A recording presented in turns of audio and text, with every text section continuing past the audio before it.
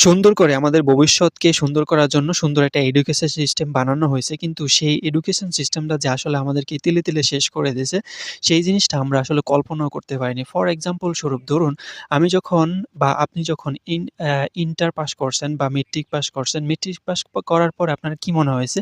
ধুরো আমি এই যে এত কষ্ট করে মেট্রিক পাস করছি, 10 পাস করছি, 10 পাস করার পরে এই পর্যন্ত এসে যদি আমি আমার পড়াশোনা শেষ করে দিয়ে আমি যদি কর্মের ভিতরে ঢুকে যাই তাহলে আমার মানি আর ইন্টার শেষ করতে আর ২ বছর, ২ টা বছর বাকি আছে আমি ২ টা বছর করি।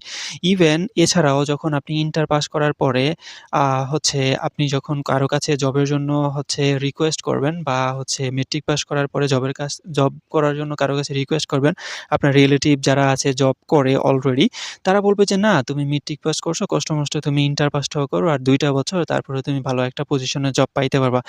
তারা বলবে যে, "ভালো একটা পজিশনে জব পাইতে হইলে তোমাকে অবশ্যই ইন্টার পাসটা করতেই হবে।"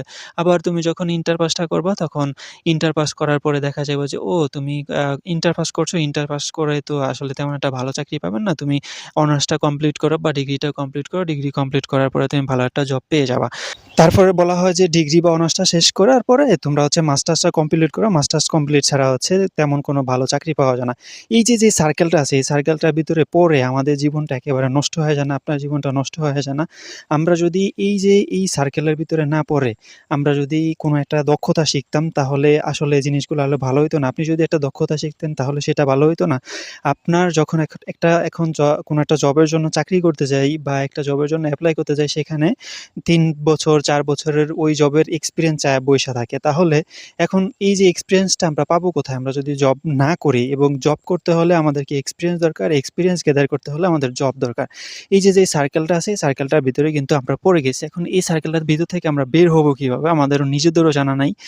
আর হচ্ছে এই সার্কেলটার ভিতরে পড়াটা আসলে একদম ইজি হয়ে গেছে। সো যদি 10 পাস করার পরে বা ইন্টার পাস করার পরে কোনো একটা কাজের ভিতরে ঢুকে যাওয়া হইতো, তাহলে ওই জিনিসগুলো আসলে সুন্দর হইতো। সো এখন কি করব? এখন হচ্ছে এই যে ভিডিও বানাইতেছি খামারে ঘুরা, ঘুরা। সো চলতেছে জীবন। দেখি এই পর্যন্ত কতটুক চালান যায় এবং আ ন্যা স্কিল যেহেতু আসলে খুবই গুরুত্বপূর্ণ এবং স্কিলই আসলে যেহেতু শিখতে হবে, হাতের কাজ হোক বা সেটা টেকনিক্যাল যেরকম জিনিসগুলাই হোক, ফ্রিল্যান্সিং হোক বা ফ্রিল্যান্সিং এর ভিতরে যেকোনো সেক্টরই হোক না কেন, এই জিনিসটা আসলে অনেক আগ থেকে শুরু করা উচিত। আমরা যেই এডুকেশন সিস্টেম আছে, এডুকেশন সিস্টেমের ভিতরে পড়ে আসলে নিজেদেরকে ধ্বংস করে ফেলছি। আমি ওই যে এখানে যেই জিনিসগুলা পড়ছি, আ মঙ্গোলীয় আমলদের, তারপর হচ্ছে সুলতানি আমলদের, তারপর হচ্ছে ওই যে বাহারাইন আমলদের বা হচ্ছে মুঘল আমলদের, এই জিনিসগুলা পড়ে এখন আমার কি হবে? তেমন কিছুই হবে না। আমার জব হবে না, চাকরি হবে না, টাকাও ইনকাম করা হবে না। কি করতে পারি? ওইগুলা নিয়ে এখন কয়েকটা YouTube ভিডিও বানাইতে পারি। যে ওই যে রাজা চেঙ্গিস খান কখন জন্মগ্রহণ করছে, কিভাবে ক্ষমতায় আসছে, ওইগুলা নিয়ে কয়েকটা ভিডিও বানাইতে পারি। That's it. এছাড়া আর কোনো কিছু করার নাই।